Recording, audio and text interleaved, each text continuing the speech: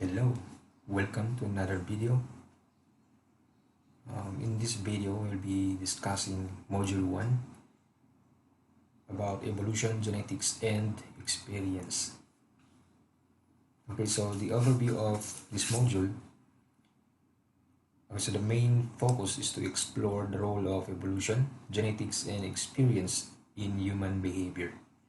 So, by the way, when you say biopsychology, ang focus niya ay to understand human behavior using or based on the physical activities or chemical activities inside the body. So, medyo masalimot siya, medyo malalim itong topic na to kasi may halo siyang biology. Kaya ang biopsychology ay tinatawag siyang biological psychology kasi ang behavior ng tao ay na-explain gamit ang internal processes. So, for instance, kapag nagkaroon ng hormonal imbalance, nagkakaroon din ng pagbabago sa behavior. Okay? So, ilan lang yun sa pinaka-focus ng biopsychology. Then, the objectives of this module, yun na nga, to explain human behaviors using evolutionary perspectives and genetics and experience. So, yun yung ating pag-uusapan sa module na to. Okay. Now, pagka nagbasa ka ng biopsychology book, yung pinakauna dyan na di-discuss agad ay yung argument between nature and nurture. Okay, so ibang tanong ay, ang behavior ba ay physiological or psychological ang cause niyan? So, maraming question hanggang ngayon ay naririnig pa rin natin, pero sabi ni Pinel, meron siyang sinasabi na itong mga questions na to ay hindi siya, walang kabuluhan kumbaga. So, for instance, dito sa tanong na, is it physiological or psychological? So ito kasing idea na to is nag-umpisa pa nung time nila Descartes or René Descartes, kung saan naniniwala siya sa dalawang entity, yung mind and body, physical matter and the soul or the mind. So ayon kay Descartes, ang mind and soul ay pwedeng maghiwalay, pwedeng mag-exist yan ng hiwalay. So tinatawag siyang Cartesian dualism. Pero may problem doon. Mamaya natin pag-usapan yun. So the next question ay, ang behavior ba ay namamana or natutunan? So familiar kayo dito dahil diniscuss din natin to doon sa intro to psychology na class. No? Pero ano nga ba ang totoo? Is it learned or inherited? So kung si John B. Watson tatanungin nyo bilang isang behaviorist, so sabihin niya na ang behavior ay natutunan. Okay? So, sana ba? Leonardo believed that all behaviors were the product of learning. So, nurture ng si John B. Watson. So, sinasabi nga niya, nabigyan mo ako ng 100 na bata or 10 bata. And then, papalakihin ko ang bawat isa na yun. So, ang bawat isang bata na yun, gagawin kong ang isa doon gagawin kong doktor, ang isa naman gagawin kong lawyer, ang isa ay gagawin kong magnanakaw, at ang isa ay gagawin kong palaboy. So, ibig sabihin ni John B. Watson na pwedeng ituro yung isang behavior o pwede siyang matutunan. So, yun yung point of view ng mga behaviorist. Okay. Sabi ko kanina may problems dyan. So, dalawa ang problems na binanggit ni Pinel sa kanyang books. So, ito yung the brain damage has an impact on psychological functioning. So, yung claim kasi ng dualism ay pwedeng mag-exist ng hiwalay ng mind and body. Pero dito sa mga study na kinuha ni Pinel, sinama niya sa kanyang book, ay mga instances kung saan makikita mo na hindi totoo na pwedeng paghiwalayin ang mind and the body. Kasi katulad dito, yung damage sa brain ay nagkakaroon ng impact sa psychological functioning. So kung naalala niyo pa yung tao na diniscuss natin dun sa intro to psychology na tusok sa ulo ng bakal and then nabuhay siya pero nagbago yung kanyang behavior kasi nasira yung frontal lobe ng kanyang left side ng frontal lobe. So doon nila unti-unting na-realize na ang brain ay may kinalaman sa behavior. Okay. So, pwede bang paghiwalayin ang human mind and the body? So, hindi siya pwede. Okay. So, the problems of traditional dichotomies. By the way, yung nature and nurture ay tinatawag ni Pinelian na dichotomies. So, nature or nurture. So, dalawa lang. Pero according sa kanya, many factors have an impact on behavior other than genetics or learning. So maraming mga factors na naka-influence sa behavior, hindi lang yung namana mo or natutunan mula sa environment. Ang isa pang masalimuot na question ay how much is determined by each. So ibig sabihin, how much of your behavior is caused by the environment or caused by dun sa namamana mo, sa magulang. Sabi ni Pinel, para ka daw nagtanong dyan, parang tinatanong ng isang musician, tumugtog siya, tapos tinanong mo sa kanya, gaano kalaki ang part ng instrument, isang music na yan, at gaano kalaki ang may ambag ng musician. So, kung isipin mo, ang music kasi ay hindi siya nag-exist na hiwalay, no? Yung instrument at yung tumutugtog. Magkasama sila palagi. Kaya according to Pinel, hindi mo dapat tinatanong kung gaano kalaki ba ang ambag ng musician sa music at ng instrument. Kasi yung dalawa na yan ay nagkaroon ng harmony. So kung walang harmony, hindi siya mabubuo as music. So kapag music, magkasama yan palagi. Yung music at yung tumutugtog.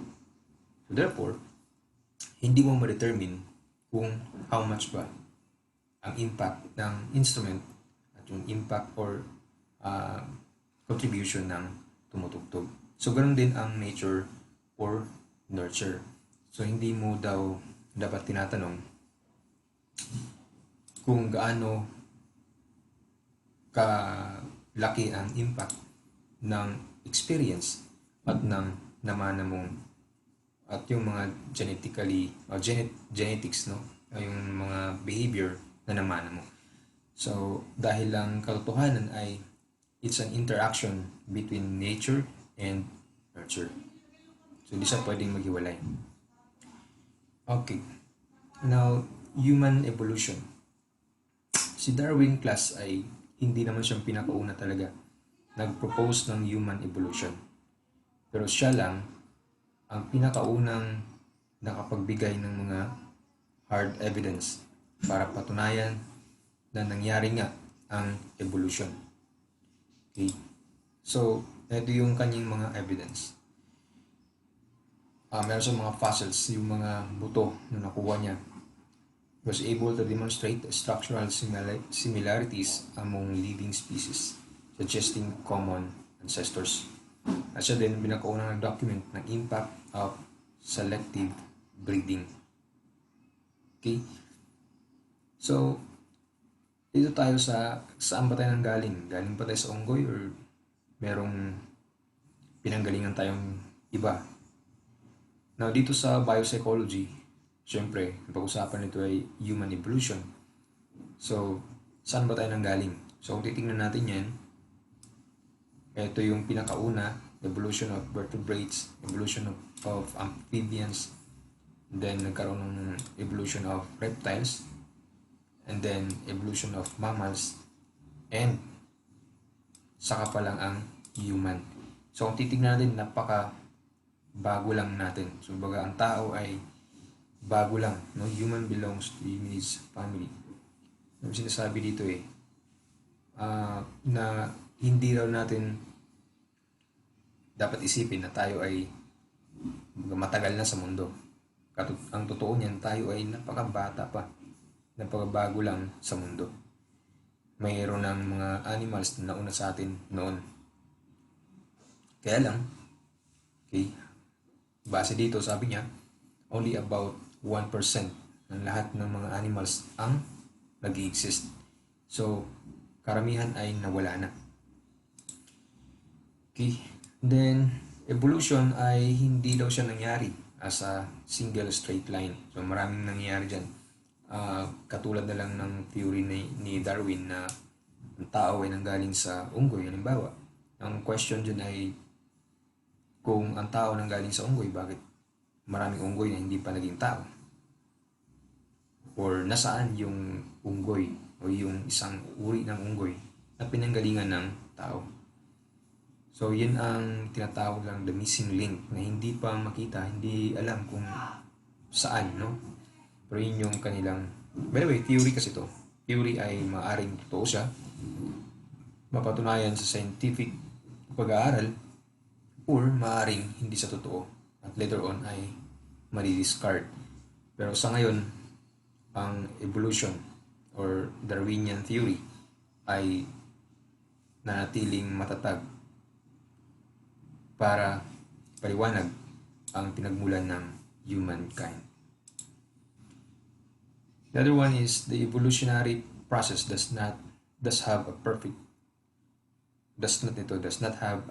design. Does not. So, paki-correct na ito ha.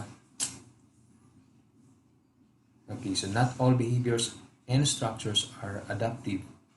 Now, since tayo ay nag-evolve, may mga parts ng katawan daw natin na hindi na kailangan. Yung katulad natin, hindi naman din kailangan na tumira sa dagat.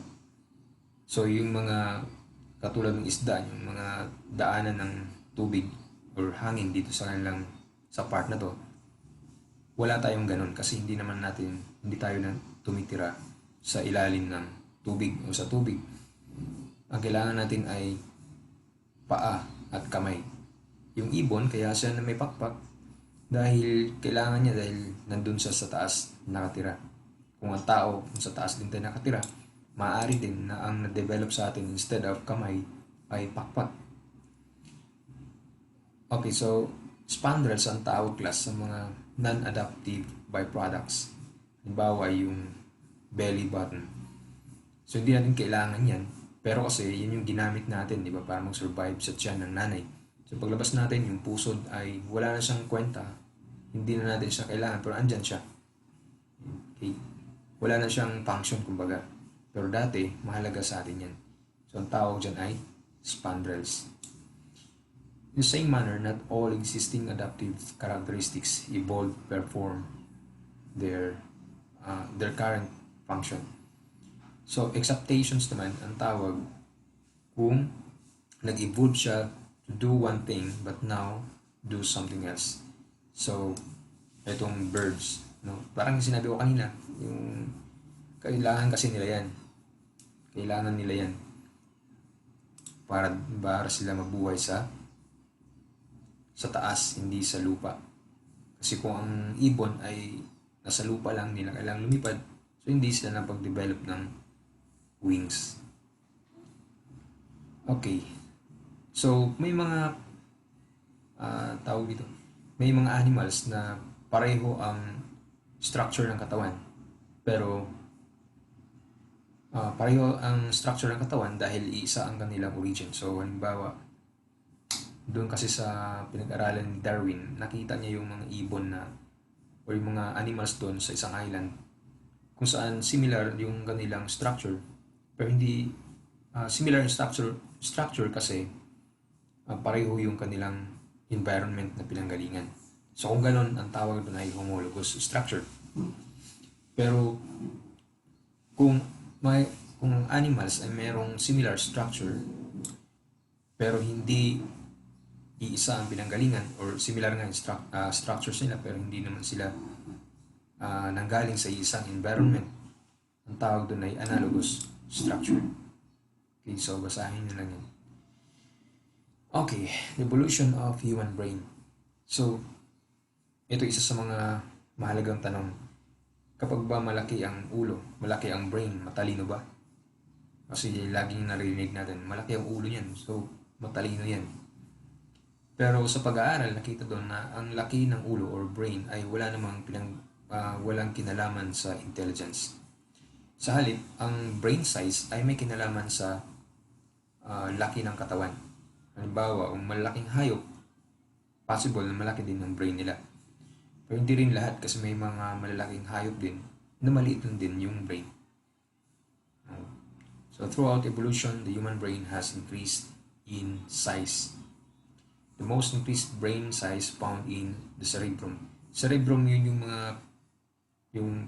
yung surface ng brain kung saan makikita mo yung parang isaw na pinagtabi-tabi. Yung cerebrum, kulot-kulot siya.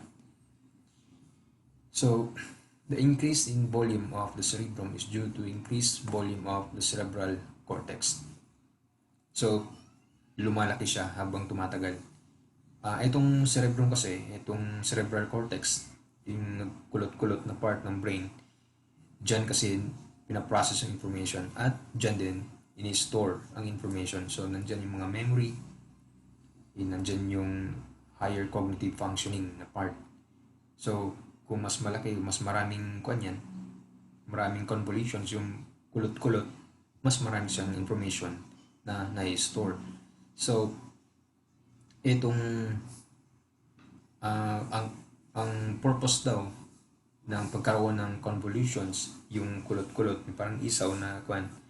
Kasi ang tanong dyan, bakit kasi hindi na lang plain yung brain? Bakit kailangan may kanal-kanal, may kulot-kulot? So, para daw kasi siyang bituka.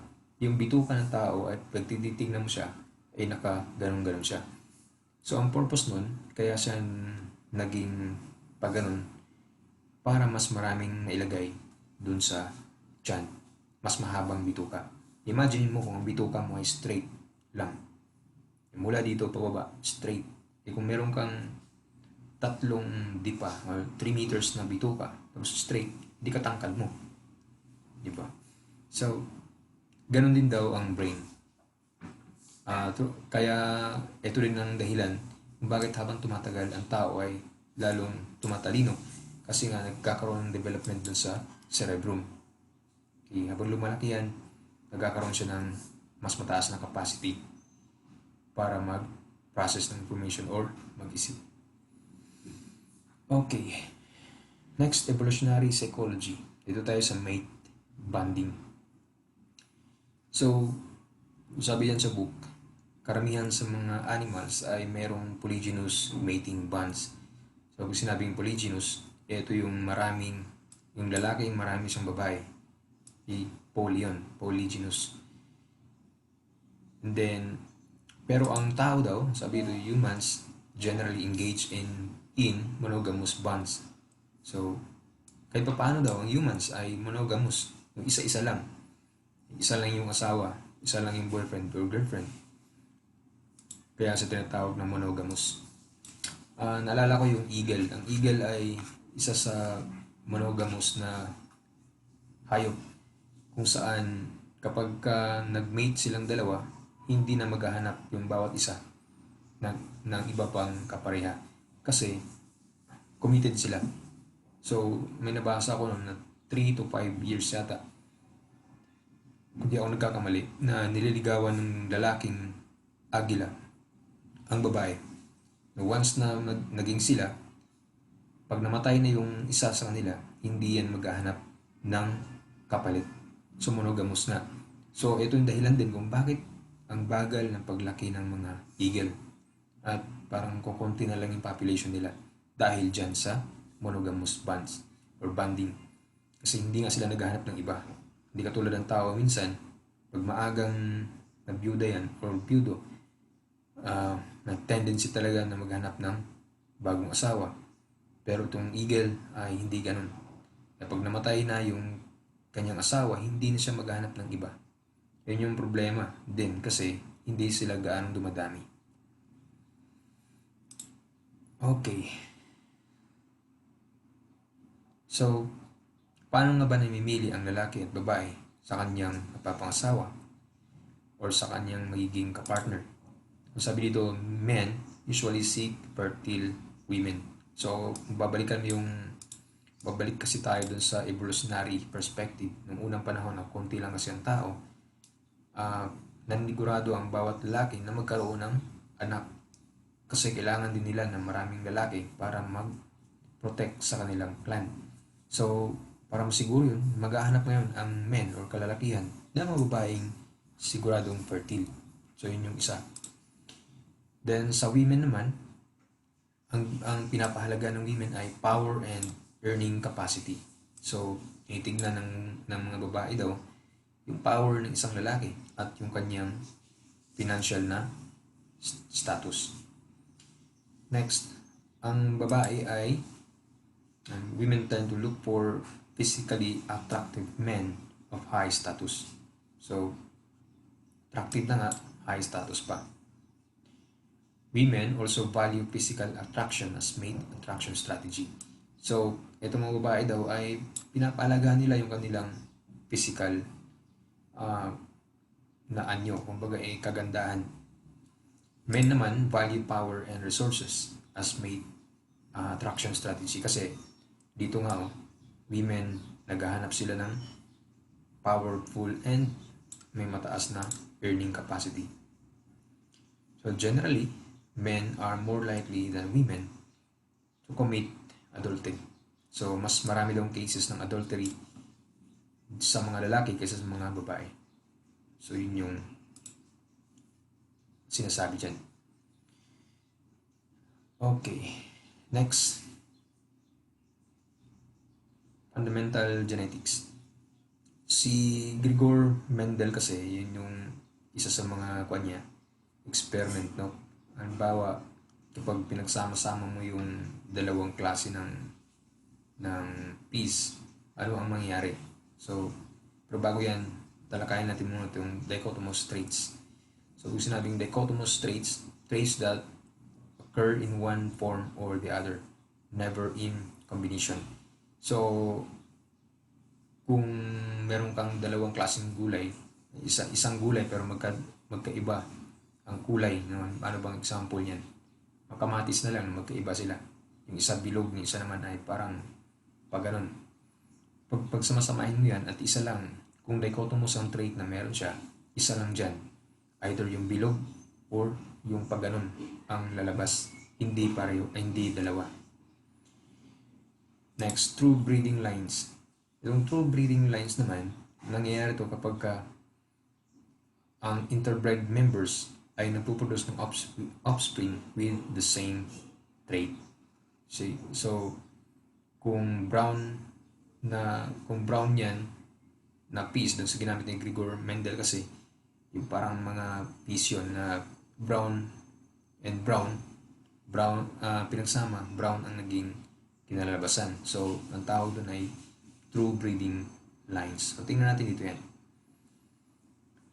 Meron sa book ito. Tingnan nyo ito sa book para mas malalo nyo maintindihan. Hindi ko kasi nilagay dito yung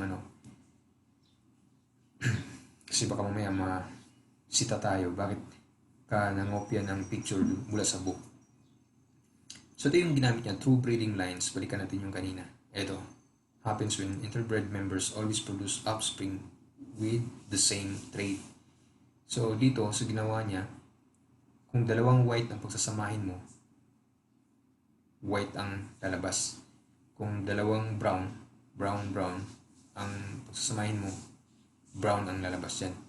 Now, itong W, itong white, kaya maliit siya dahil ito ay recessive.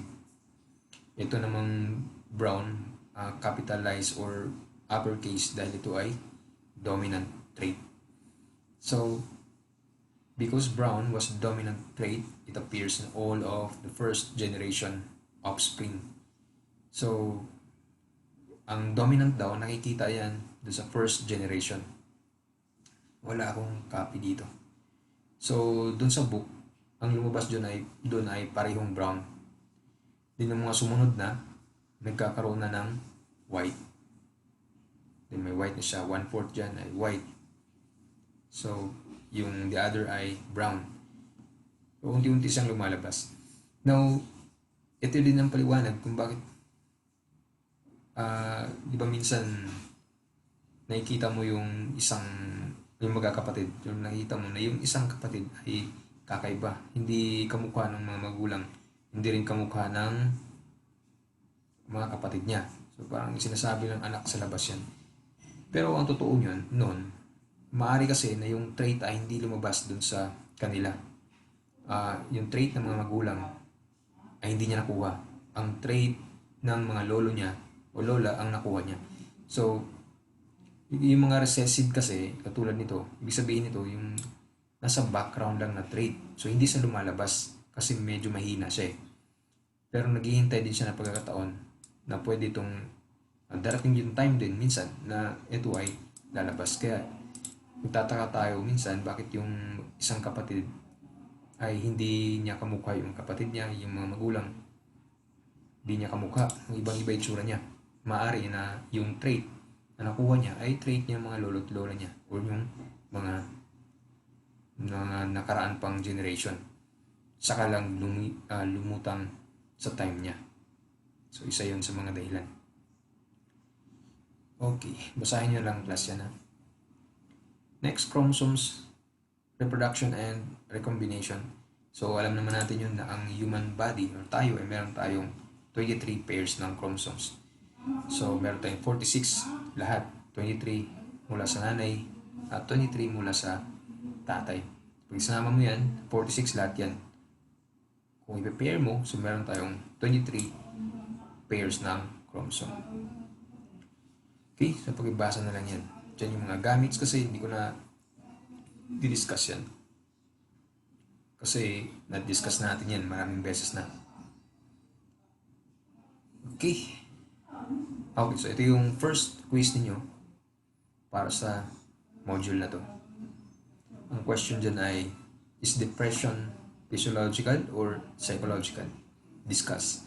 So ito yung 20-point quiz. Ito yung rubrics na gagamitin. So tingnan nyo to kasi dito mag-base class. Dito kayo bibigyan ng grade. Kung ma-perfect nyo yung originality, meron kang 5 points. Ma-perfect mo ang content or information, 5 points.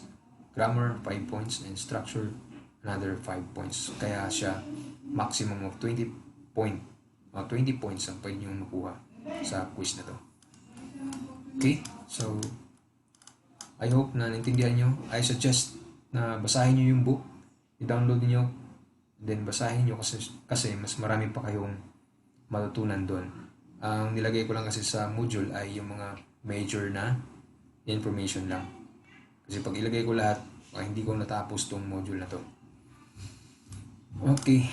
So, again, ingat kayo. Be happy. See you in the next video.